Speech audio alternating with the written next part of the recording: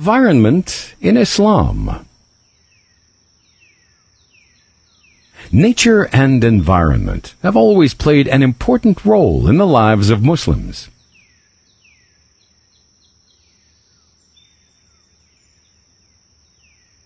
Islam has recommended its followers to protect and preserve them.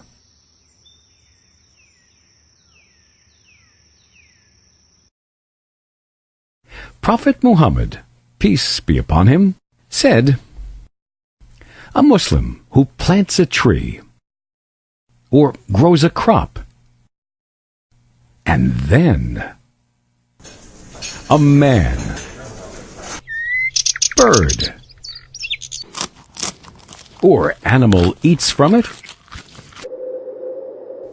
it will be charity on his behalf." Also, he said, "If the day of judgment comes while you are planting a new tree, carry on and plant it." He also said, "Removing a harmful thing from the road is an act of charity."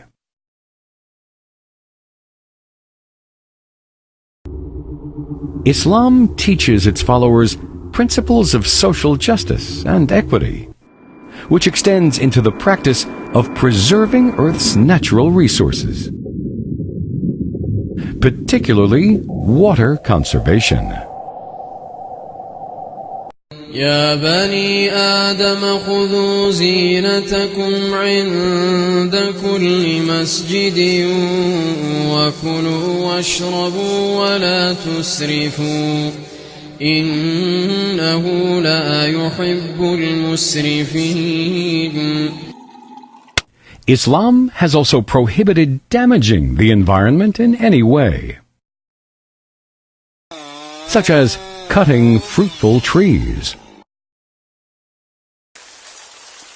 or polluting it, such as urinating and bathing in the still water that does not flow.